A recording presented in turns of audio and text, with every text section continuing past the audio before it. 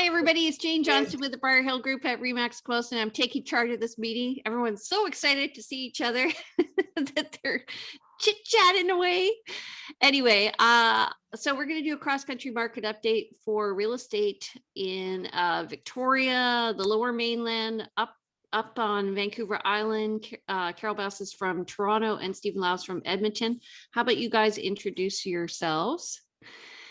Give us, how long have you been in real estate and where do you work? Laura, why don't you start? I am Laura June. I'm with REMAX Little Oak Realty. I live and work in the Fraser Valley, and I've been doing this for 16 years now. Awesome.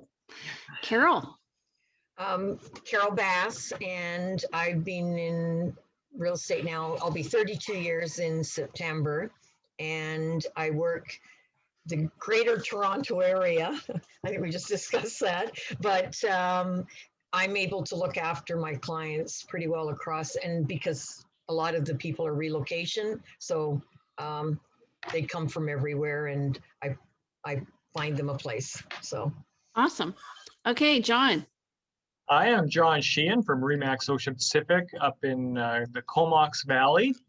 I've been doing this for 5 years now. Also known as the Pink Lady, just saying. Oh yeah, that's right. That's right. Fun times, fun times. And Stephen. Hi guys, my name is Stephen Lau from REMAX Real Estate in Edmonton, Alberta. Weather is getting warm, so hopefully the snow scene behind me is going to be gone soon. I've been in real estate for about 13 years. I used to be a lawyer and I went into real estate and I love this much better. Thank you guys. Awesome. So my name is Jane Johnston. I'm with the BriarHillGroup at REMAX Comox, and I've been in real estate since 2006. So that's 15 years. I'm been with REMAX since 2015. And I came to it from teaching, actually. So, and I was just joking today, I'm here wearing my Langford tux. This is the West Coast look.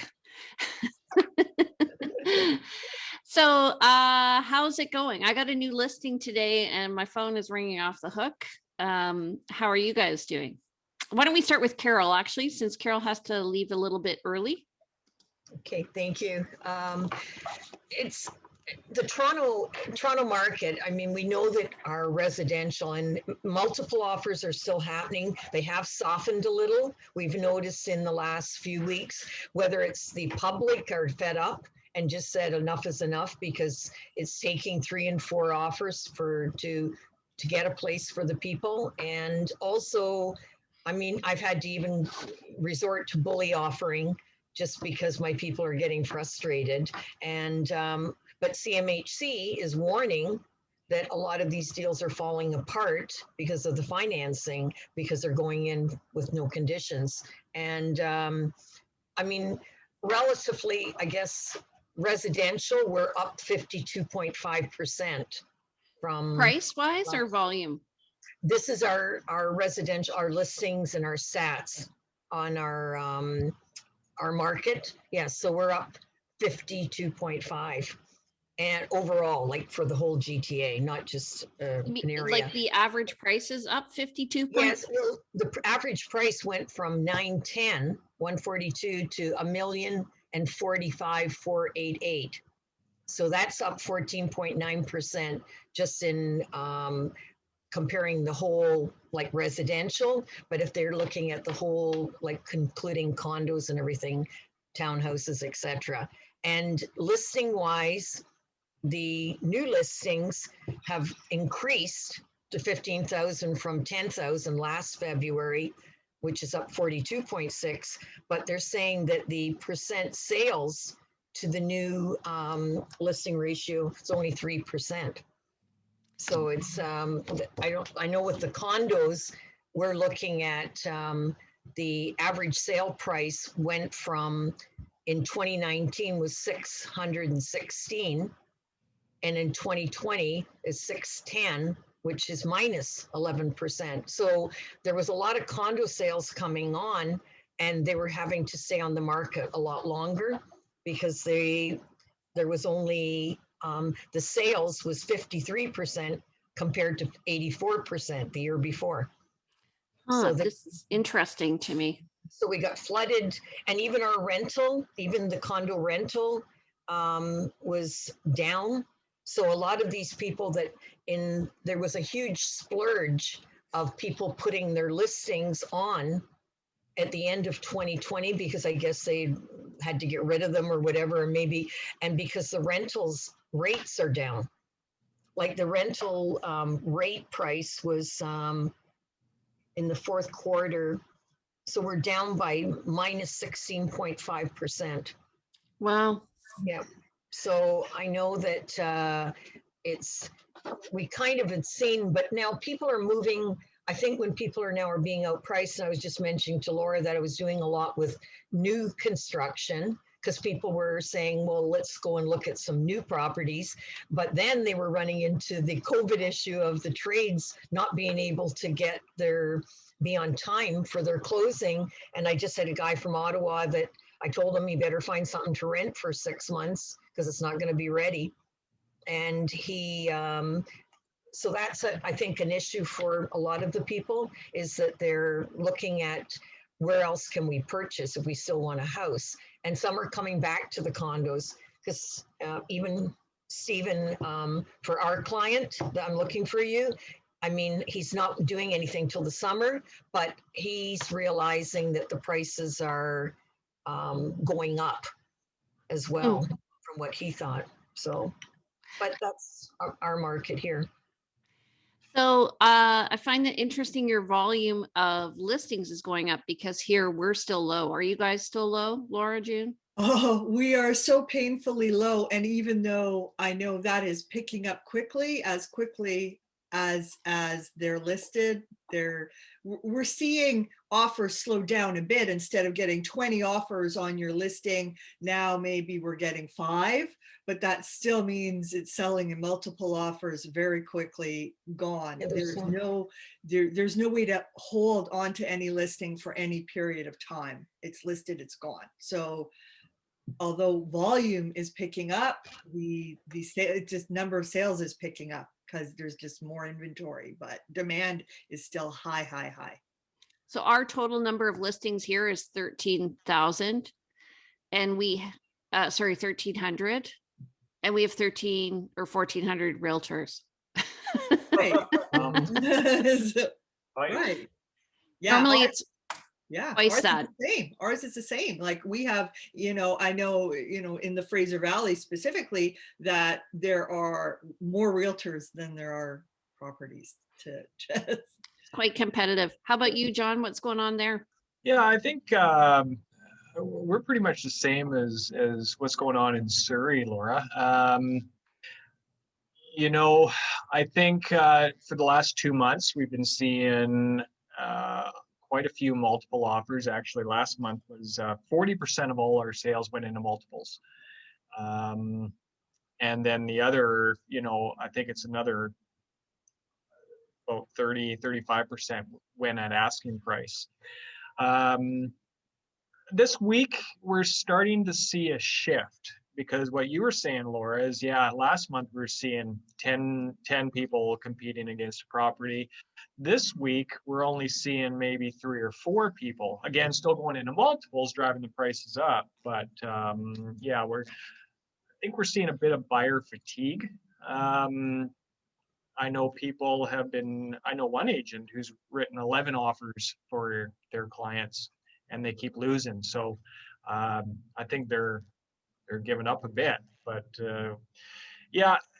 we're still at the lowest inventory we've seen in ever. Yeah. It's really hard for buyers out there, and I feel for them. Listings are hard to come by, mostly because everyone's afraid to sell because they have no place to go. I have a few senior clients that want to downsize because they can't, handle the stairs. They want to get out of their 2-story into either a condo or patio home, and I can't find a patio home or a condo. So everyone's kind of holding. We're in a holding pattern here. Very, very strange market indeed. But hopefully, the spring is here. We're going to be seeing a lot of military relocations. I just had a meeting this morning with a military client that they're waiting for their posting. As soon as they get it, they're going to be putting their house up for sale. So I'm guessing that's going to be a trend over the next month and a half. We're going to see a lot of, hopefully we're going to see more listings coming on the market and some happy buyers. Yeah. My thought is, if you look at the market like this and the price, this is price. And if you look at, if the average price is going up, then there are just naturally going to be less people competing for those. And I think one of the mistakes that listing realtors are doing right now is they're listing where things have just been selling. And so if you are listing where things have just been selling, you're going to reach less market. That's why you're getting less people in the multiple offers. So you really have to be, I'm now starting to talk about 3 prices for listings and 3 prices for buyers. So the price for listing is like, do you want to list and wait and you'll get less? Do you want to list where the market is? Or do you want to list like a little sharply so that you get the multiple offers and you then know where the market really is?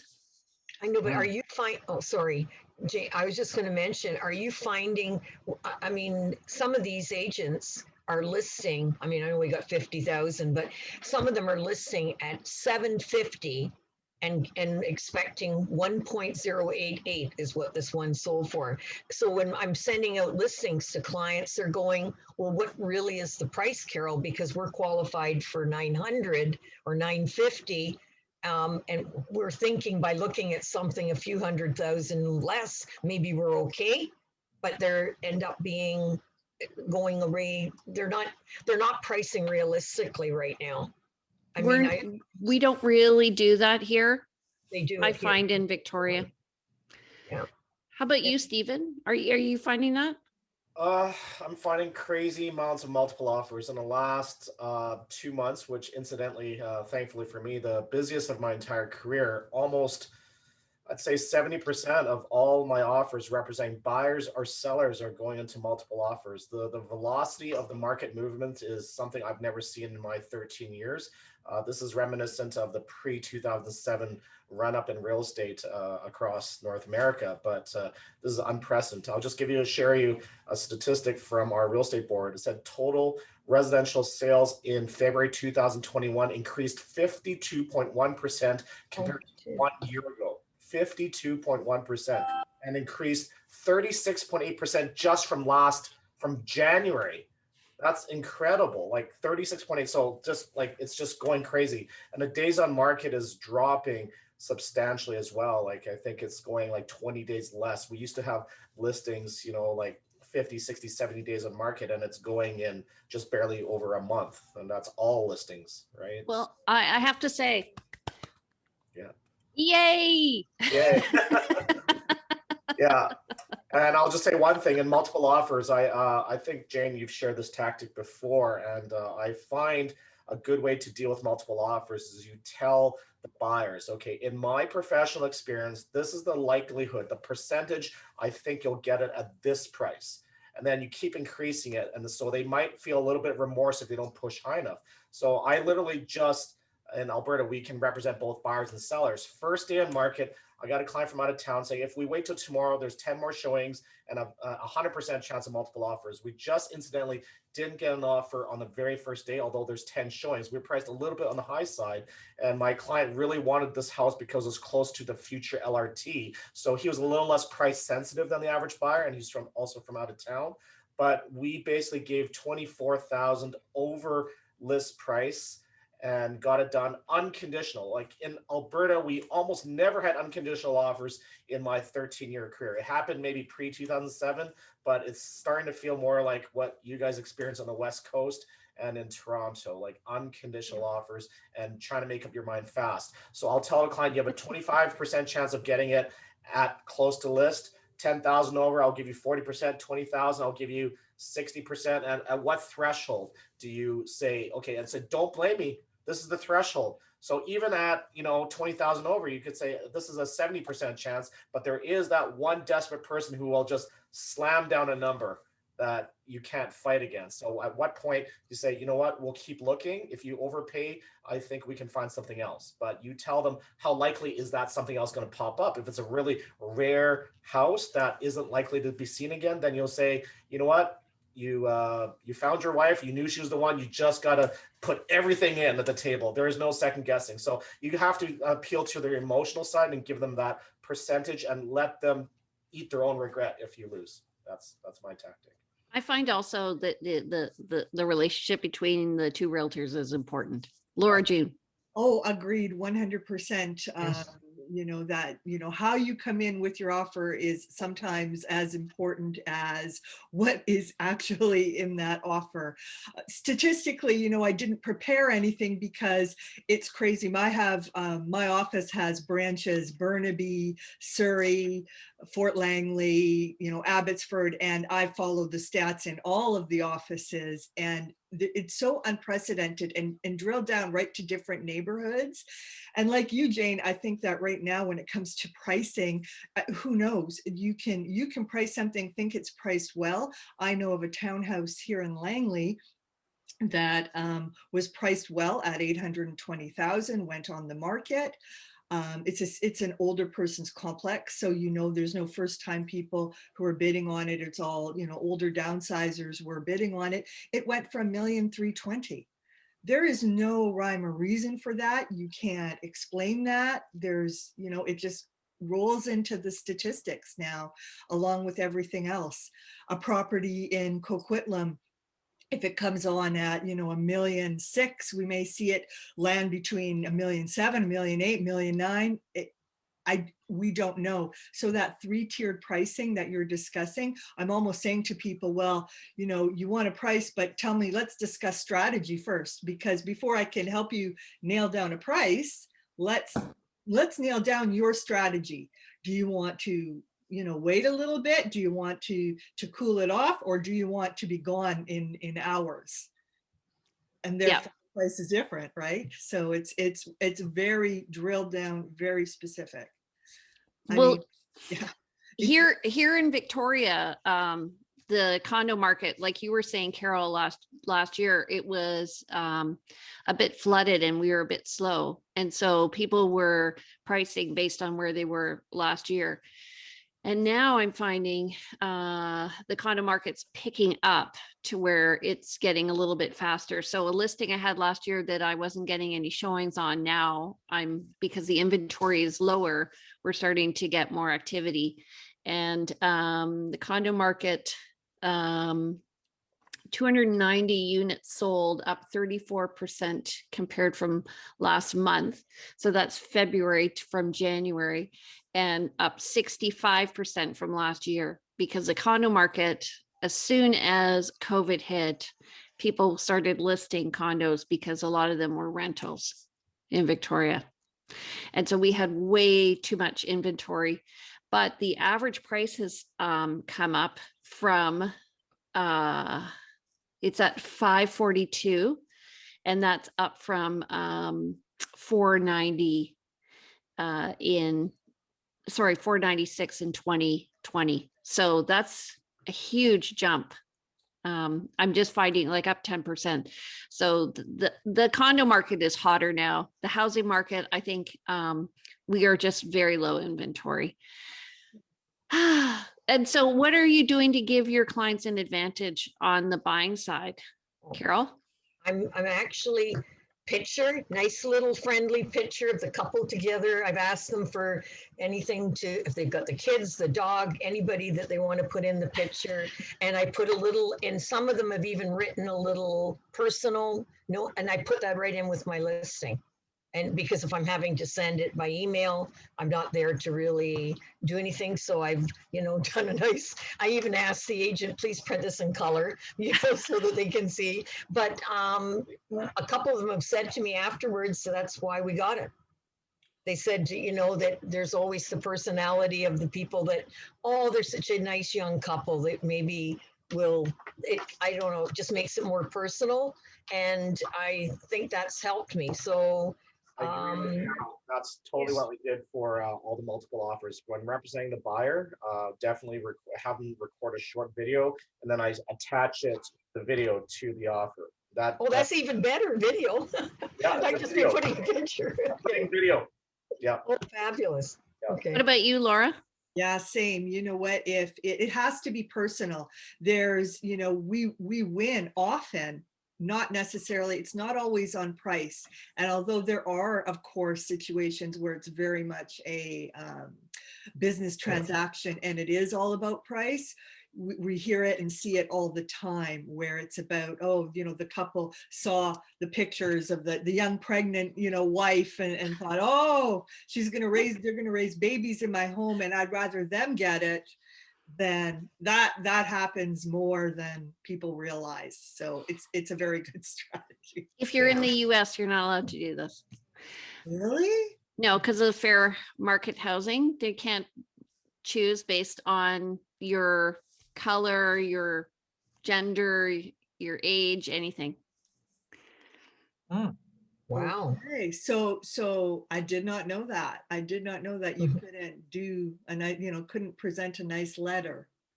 It's all Well, you about- can, but it can't identify things about you as a person. But so what I do is I do a video. So I have the letter from the clients, and it's funny how they craft the letter, and then let's say they miss out on a few, they really hone that letter down, right? And they're like, I gotta win this. And then I actually send a video on my phone. I text message it, just like a 30-second video, just talking about the financial qualification of the buyer, because that's important. And like what the down payment. So we always talk about deposit, but I also talk about what the down payment's going to be. And then why they love the home. And I try and make it as personal as possible and factual at that point. Well, and especially now, you know, with these appraisals, like we know that many of these homes, the prices that they're selling at, they're not going to appraise out for that. So the person's ability to afford and actually complete on that is going to become more and more important. So that, I think, should be included. So just to be clear, what Laura June is saying is that you may be pre-qualified, but the bank has to qualify the house. And sometimes the appraisals are behind where the market is. And so you may have to supplement the price with your own money. John, did you want to say something? Yeah, no, I was just going to agree with all. I mean, to do the personal touch is 100% probably one of the most important factors in trying to win that multiple offer. Me, for instance, I do the personal letter with the picture, and like Carol said, yes, try to get it in color. But I start buttering up the sellers at the showing by leaving a personal note and letting them giving them a few hints about my buyers. Whether it be loving the kitchen, we kind of see what the seller's interests are and use that. So if they're into horses, we leave a little note. Oh, we love the horses. My client, Oh, wow. Okay. was raised on a horse farm. But it absolutely does work. And going to what you were saying, Jane, about yes, the pre-qualifications or the pre-approval. For sure, your clients may be pre-approved, but the house may not be pre-approved. So we are finding that up in Courtenay as well. I did reach out to an appraiser, and just to see what his thoughts are and how he prices homes in this last few months. And his response was, who is he to say what the market value of that home is? Is it 100,000 over asking, 200? He said, sure, why not? But when it gets to the craziness factor of 3 or 4 or 500, that's when he needs to, that's when he has to reflect, because he needs to answer the banks that are going to be financing this home. but he does give an explanation to the banks. That's what's happening, and the banks are well aware across Canada what's going on with homes. So yeah. Well, it was interesting. I had a client who really wanted to bid on a house, and so he actually had an appraisal done before, and the list price, I'm just not going to say what it is because it's current. But anyway, the list price was here and the appraisal came in here. So then he felt very comfortable appraising high or pricing coming in high with the offer. But I also wanted to say, you know, this is an attempt at matchmaking. This is what we're doing. We're trying to match the buyer and the seller a lot like speed dating. You know, we're trying to figure out what their needs are, what their wants are, and how we can meet them. And so I don't want anybody to think this is about being manipulative. It's trying to figure out the connection between the buyer and seller. And so a great story last year, I had a buyer who was looking for a very specific property. It was over an acre. She had 3 boys, and we had looked at a few properties and we had offered, and she was getting caught up emotionally. And this house was coming on the market and it had a wonky staircase. Funny because it was like the staircase was listing and the house itself was fine. And I'm like, this staircase, you know, like she goes, I don't care. I love the home. I love the home. So she wrote a letter. I took a picture of her and the 3 boys in front of the house, and the seller started to cry, apparently, because she had 3 boys that she had brought up. I mean, what are the chances, right? And then it was released to the market, and she said, I'm going to go with my client's offer, despite it now being on the big market. So how are you doing for time, Carol? I've got to go. But thank you so much. Sorry. Are we planning on doing like a call every month, or are we? We're going to try. It's hard to Okay. herd all you cats. I know, I realize that, but thank you so much. See you all. And that was a great idea, John. I'm going to do that now. I'm going to be carrying my little notepad with me and just saying, we like this, we like that. So you never know. I mean, sometimes it works and sometimes it's strictly, and I have to find that I've actually asked the agent whether they presented that personal part, because a lot of times one of the other agents that does the same told me he found out for a fact that the agent hadn't presented. So another thing that we ran into, they just strictly dealt with the listing or the agreement and didn't present that personal part, which is, you know, I mean, they don't have any notation on our Form 801 that says, yeah, we presented your personal letter. So anyways, thank you. I'll talk to you later. Bye. Okay, take care. Thanks, Carol. Okay, bye. So Jane, another interesting, you know, for buyer peace of mind, I had a home inspector contact me a few weeks ago saying that he's offering a service that if somebody has a home that they are considering buying, he understands it's going into multiple offers, that he would go with them to the showing, walk through, identify you know, problems. You paid him, you know, whatever it was, $100, let's say, to walk through. And then if you won that offer, then he goes back into the listing, would do the full inspection and deduct the $100. Oh, awesome. So I thought, you know, well, there's a great guy who's taking, you know, because I'm sure we're just not doing inspections. Home inspectors are hurting. I thought that was really wonderful of him, his business, you know, taking a new model. Right. At it and saying, well, geez, you know, how can I help these people? Yeah. And so actually that brings up a really practical question, which is after the conditions are removed, we have to ensure that we can get financing. And often there are specific questions that only an inspector can answer, like the age of an oil tank or hot water tank, or, you know, what type of wiring is in there, if it's copper or whatever. Are you finding, Stephen, are people doing pre-inspections before they're offering? Yeah, interesting case. I had a buyer referral from the Vancouver area just a few weeks ago, and I've had 3 or 4 buyers in the last couple months where I've never met the buyer and the buyer has never stepped foot in the house because they're from out of province.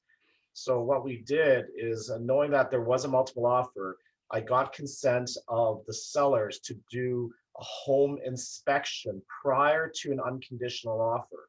So I was able to get that done and attend a home inspection, and we did a live video and have a live conversation with the inspector to walk them through the house.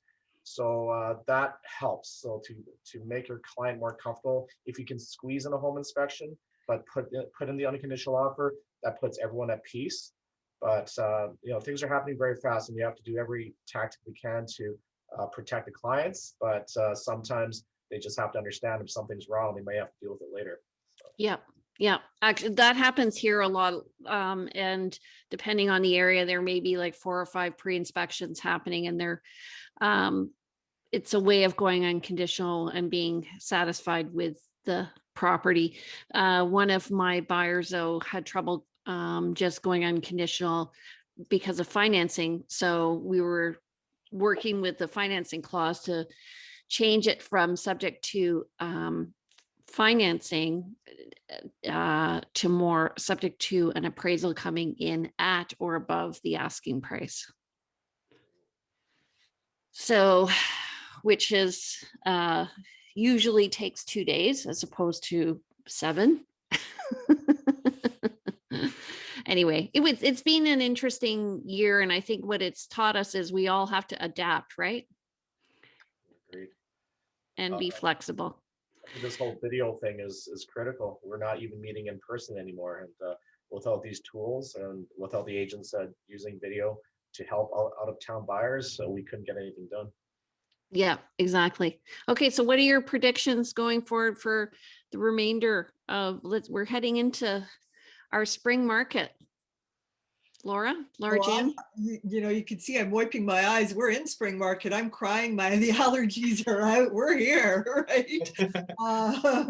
Predictions, you know, I do feel that, again, it's that softening is happening right now. So, and just based on the volume of phone calls and people wanting to list, I think that we will see the inventory start to even out a bit. So I think it will be a busy year. I don't foresee things slowing down dramatically, but I think it will be a bit more balanced of a market and just better for everybody. Yeah, our list to sale ratio is, I think, 95% right now. Okay, well, I thought ours was crazy. I think in January we had our meeting and I said, oh, you know, we're at 50%. It's unheard of. In my 15 years, it's never been. We have over 100% in some pockets. Oh.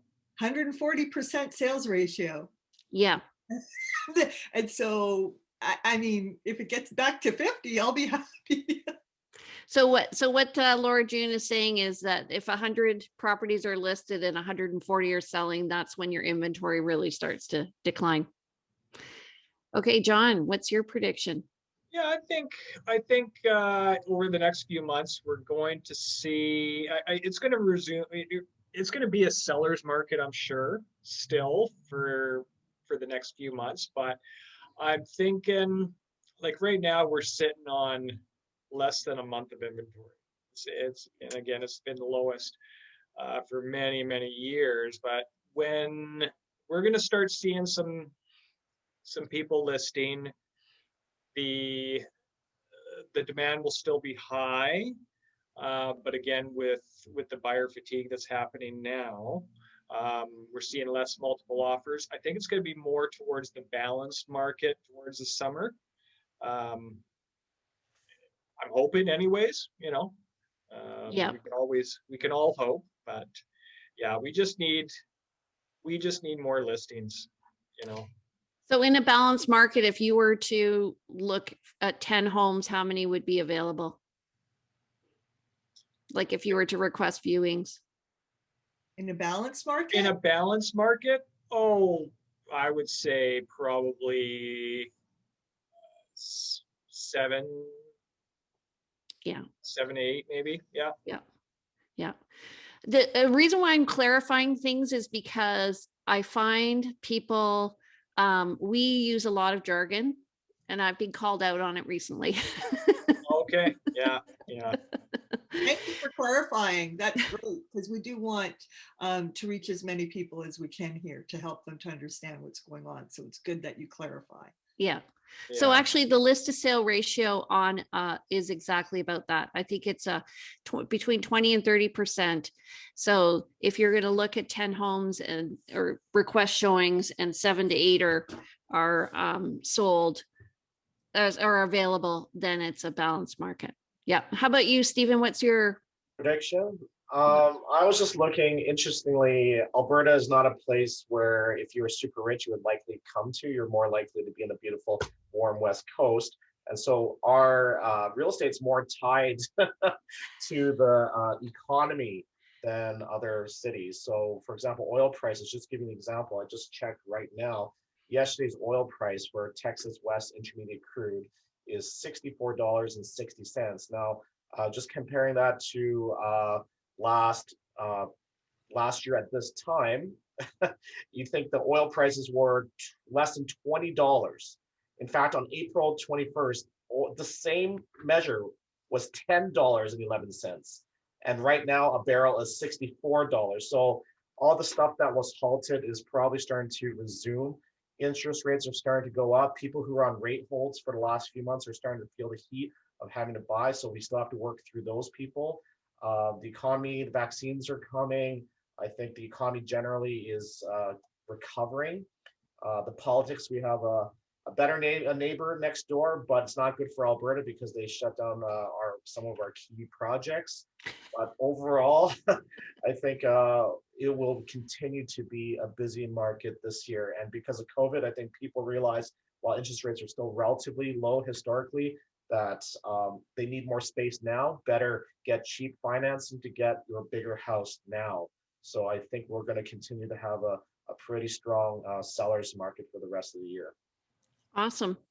Awesome. Well, I'm anticipating in Victoria anyway, it looks like it's going to continue on. I found it interesting to hear what Carol was saying, that their inventory is coming up.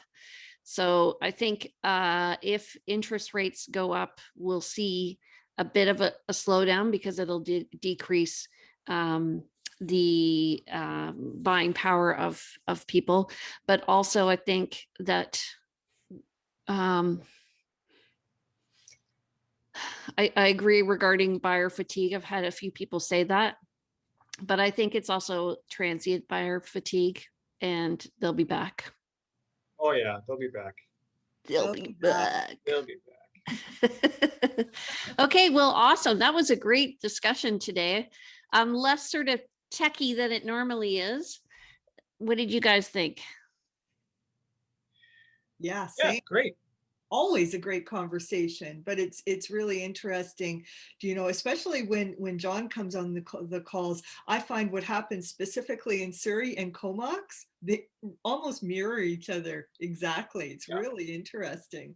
It is. It is. We are seeing a lot of buyers coming over from the mainland still. They're driving up the prices. We're seeing a lot coming from Toronto right now. Okay. Because everyone's moving away. That's what I keep saying. Wait, all my clients are moving away. At some point, I'll be headed back to Jane. I'll be coming your way, Jane. Okay, I'll help you out. Stephen, where are your buyers coming from? Surprisingly from out of province. I have a Winnipeg relocation coming to Edmonton. Got some referrals from BC. So I think that they're more like I'll call white collar jobs. You know, like professors, doctors, researchers. Some of those. We have a very good university research ecosystem here. So I think people are coming for that. And it's an affordable city. I mean, if houses on average are under 440,000, where you can barely get a condo anywhere in the Vancouver area, I think people, if they have a good job that's not oil dependent and it's stable, Alberta, Edmonton particularly, is a good place to raise a family for sure. Awesome. Okay, everybody. Thank you so much for joining us, everybody. And we appreciate your interest in our show. We're going to be coming online, hopefully once a month. It really depends how crazy the market is, because it is like herding cats, getting everybody in one place at one time.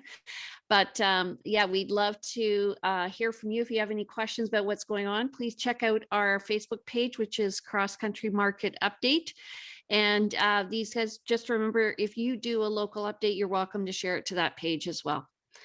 Okay, so thanks, and we'll chat with you next month. Bye-bye.